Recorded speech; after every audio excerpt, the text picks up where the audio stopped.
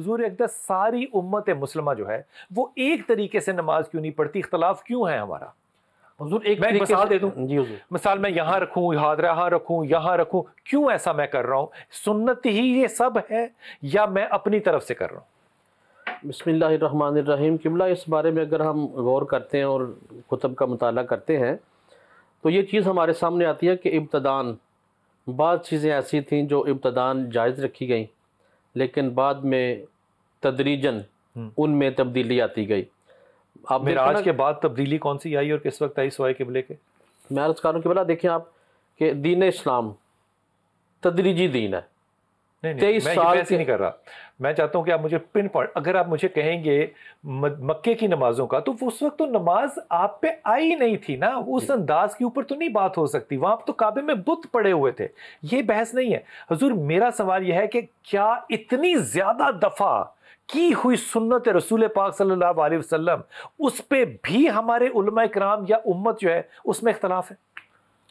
دیکھیں بلال بھائی، اس میں اگر بات کو آگے بڑھایا جائے تو جیسے آپ نے فرمایا کہ یہ مسلکی موضوع اور بات ہو جائے گی کہ کون صحیح کر رہا ہے کون غلط کر رہا ہے، اس سے ہٹ کے ایک بنیادی سوال میں چھوڑنا چاہتا ہوں، فکر چھوڑنا چاہتا ہوں۔ اس مسئلے کے حل کے لیے ایک بات یہ کی گئی ہے کہ نبی اکرم صلی اللہ علیہ وآلہ وسلم نے مختلف اوقات میں، مختلف ادوار میں، مختلف طریقوں سے نماز پڑھی۔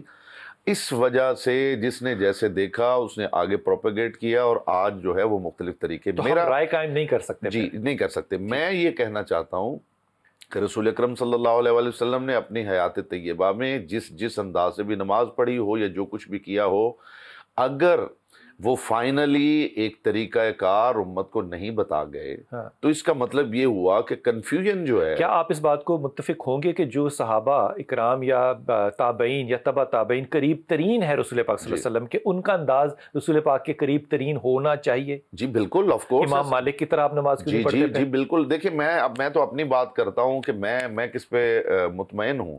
میں جناب امیر المومنین کی نماز پہ مطمئن ہوں، میں امام حسن مجتبیٰ کی نماز پہ مطمئن ہوں، میں امام حسین علیہ السلام کی نماز پہ مطمئن ہوں۔ مجھے اطمینان ہے وہ جو پڑھ رہے ہیں وہ وہی نماز پڑھ رہے ہیں جو رسول، جیسے بخاری میں بھی آپ نے دیکھا ہے حدیث، اس کے اندر روایت موجود ہے کہ آج علی نے رسول اللہ والی نماز یاد دلا دی۔ معاملہ صرف یہ ہے کہ کیا رسول اکرم صلی اللہ علیہ وسلم، میں اس کا جواب بھی نہیں دوں گا، میں ایک فکر چھوڑنا چاہتا ہوں، کیا رسول اکرم صلی اللہ علیہ وسلم اس دنیا سے جب رخصت ہوئے تو کیا رسول اکرم صلی اللہ علیہ وسلم نے اس امت میں کنفیوژن معاذ اللہ چھوڑ دی، یا فائنلی کچھ بتا کے گئے کہ اب تمہیں کیسے کرنا؟ علامہ صاحب مجھے تعلیم کریں اس بات کی، کم از کم 10 سال، جی 5 دفعہ روز، جی multiply by 365، 10 multiply by 365 multiply by 5، اس سنت پہ اگر آپ لوگ برابر نہیں ہیں تو آپ کسی ایک چیز کے اوپر کہیں گے کہ یہ نہیں کریں گے تو بدعت ہو جائے گی، تو آپ کی زیادتی نہیں ہے میرے ساتھ؟ بالکل زیادتی ہے جی، بالکل زیادتی ہے۔ میں تو اس بات کا تصور بھی نہیں کر سکتا کہ رسول اکرم صلی اللہ علیہ وسلم کی امت ان کے اس عمل کو جس کے لیے خصوصاً انہوں نے یہ ارشاد فرمایا سلو کما رأیتمونی اصلی، اس کا مطلب ہے وہ اٹینشن ڈائیورٹ کر رہے تھے کہ بعد میں ایسا نہ ہو کہ آپ کی اپنی تشریحات جیسے میں کر رہا ہوں، جیسے میں کر رہا ہوں، ہمیں نہیں اس کو پتا بغور کیسے دیکھ لو۔ ہے۔ جی ہم اسے بغور دیکھ لو اور ایسے ہی پڑھنا، اسی کا نام نماز ہے۔ میں کہنا صرف یہ چاہ رہا ہوں بلال بھائی، جو میں فکر دینا چاہ رہا ہوں وہ یہ ہے کہ اگر اس کا جواب یہ دیا جائے کہ نبی پاک صلی اللہ علیہ وسلم نے اپنی زندگی میں مختلف طریقوں سے ایک عمل سر انجام دیا ہے، تو پھر اس کا مطلب ہے امت کی مرضی ہے، یہ جو کنفیوژن ہے امت کے اندر کہ وہ ہے یا وہ ہے یا وہ ہے، یہ تو پھر کنفیوژن جو ہے وہیں سے شروع ہو گئی جب عملی آپ مختلف طریقے سے آپ نے لے لیا۔ میں یہ کہتا ہوں کیا رسول اکرم صلی اللہ علیہ وسلم نے جاتے ہوئے ایک فائنلی ایک عمل کے بارے میں جو ٹرو پکچر تھی کہ بھی میں نے ایسے پڑھا یا میں نے ایسے پڑھا یا میں نے ایسے پڑھا، اب تم نے کیسے پڑھنا ہے، یہ انہوں نے بتایا یا نہیں بتایا؟ یہاں معاملہ ختم ہو جاتا ہے۔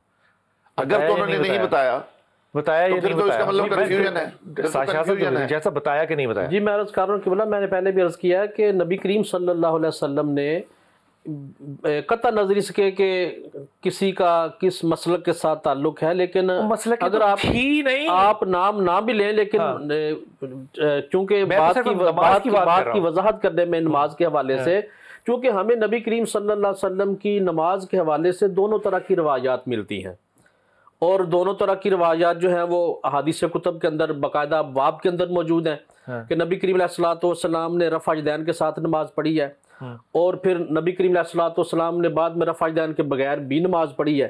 تو دونوں طرح کی روایات موجود ہیں۔ اصل مقصد ہاتھ چھوڑ کے بھی پڑھی ہے کبھی؟ ہاتھ چھوڑ کے نہیں پڑھی نبی کریم علیہ السلام۔ مالک کو آپ پڑھیں ذرا پھر موتا۔ جی میں عرض کر رہا ہوں کہ نبی کریم علیہ السلام، میں غلط تو نہیں کہہ رہا، نبی کریم علیہ السلام نے مدینہ میں ابھی بھی مالکی موجود ہیں، وہ پڑھ رہے ہوتے ہیں، ہاتھ کھول کے پڑھ رہے ہوتے ہیں۔ تو ہم مطلب نماز پہ متفق نہیں ہے جو اتنی دفعہ والی سنت ہے؟ حضور اصل چیز یہ نہیں ہے کہ نماز میں انداز پہ نماز کی وہی میں عرض کر رہا ہوں، اصل چیز یہ نہیں کہ حضرت ہاتھ چھوڑ کے باندھ پڑھ رہے ہیں اور میں ہاتھ باندھ کے پڑھ رہا ہوں۔ اصل چیز ہے نماز کو پڑھنا اور اس کی حقیقت تک انداز بڑا پہنچنا۔ ضروری ہے، جیسے میرے رسول نے کیا ویسے کروں گا، یہ ہے ایمان۔ پھر آپ کو دونوں طرف کی روایت ملیں گی، آپ کو رفع یدین کرنے والی بھی روایت ملیں گی، چاہے آپ اس کو کسی مسلک کا نام دیں یا نہ دیں، اور آپ کو رفع یدین نہ کرنے والی روایات بھی ملیں گی۔ وہ کوئی ایسی بات نہیں کہ آپ کس طریقے سے پڑھ رہے ہیں، آپ نبی کریم علیہ السلام کی نماز سنت ہے اور اللہ رب العزت کی طرف سے فرض ہے۔ مفتی اقبال نقشبندی بھائی یہ بتائیے کہ خواتین کی نماز اگر آج دیکھیں تو وہ ذرا تھوڑی سی مردوں سے مختلف ہے، تو اس میں سنت کی طرف رجحان کس نماز کا ہے، جس طرح سے مرد پڑھتے ہیں یا جس طرح سے خواتین پڑھتی ہیں، اور یہ فرق ہے کیوں؟ بسم اللہ الرحمن الرحیم۔ بلال، پہلی بات تو یہ ہے کہ علماء کا نماز کے اندر کوئی اختلافات نہیں ہے۔ آپ بار بار ایک بات دہراتے ہیں کہ علماء کرام اس میں کردار ادا نہیں کر سکے یا علماء یہ نہیں اپناتے۔ میں نے نہیں کہا یہ حضرت، بالکل بھی یہ طریقہ ہے وہ طریقہ ہے، تو بات کو سن نہ میرا خیال ہے کہ علماء میں اختلاف ہے، نماز میں کوئی اختلاف نہیں ہے، میں تو طریقے کی بات کر رہا ہوں۔ یار میرا نبی صلی اللہ علیہ وسلم نہ ادھر کے رہے نہ ادھر کے رہے، آپ تو پروگرام ایک عرصہ دراز سے سمجھ ٹی وی پہ کرتے آ رہے ہیں، اور آپ کی ماشاءاللہ سرپرستی میں نے خود نمازیں پڑھائی ہیں، اہل تشیع نے پیچھے پڑھی، اہل حدیثوں نے پیچھے پڑھی، سب نے میرے پیچھے پڑھی، سب معاملات ہوئے، آپ تو خود جانتے ہیں ان نمازوں کو۔ سوال یہ نہیں ہے نمازوں کے اختلافات کا، سوال یہ آ رہا ہے کہ نبی کریم علیہ السلام کا طریقہ کار جو اللہ نے حکم دیا ہے، جبریل نے میرے رسول کو بتایا، رسول اللہ صلی اللہ علیہ وسلم نے وہ طریقہ اپنایا، امت کو دکھایا، حضرت ابو بکر صدیق کو مصلی پہ کھڑا کیا، مولا علی کرم اللہ وجہ الکریم نے پیچھے نماز پڑھی، آج تک وہی نسل در نسل سلسلہ چلا رہا ہے۔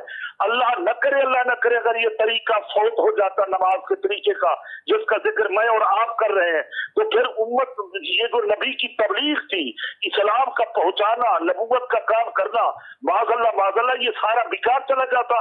یہ سوال اس طرح کے نہیں ہے، ضرورت جو ہے وہ ہمیں سنت کی ہے کہ نبی کریم علیہ السلام کی مبارک سنت کیا ہے، حضور نے نماز کس طریقے سے ادا کی ہے، حضور نے کیا فرمایا کہ نماز میں یہ فاتحہ کس مقام پہ پڑھو، سورہ اخلاص کس مقام پہ پڑھو، میں یہ سوال ہی نہیں کر رہا، صاحب کہاں ہوگا، سجدہ یہ کثر کہاں ہوگا، یہ مسائل تھے اصل نماز کے۔ باقی تو سب متفق ہے کہ نماز فرض ہے، اس فرض کا تو کوئی انکار ہی نہیں کر رہا۔ نماز سب پڑھتے ہیں، جہاں آپ جس کو دیکھیں، جس مسئلے کو دیکھیں، جس معاملے کو دیکھیں،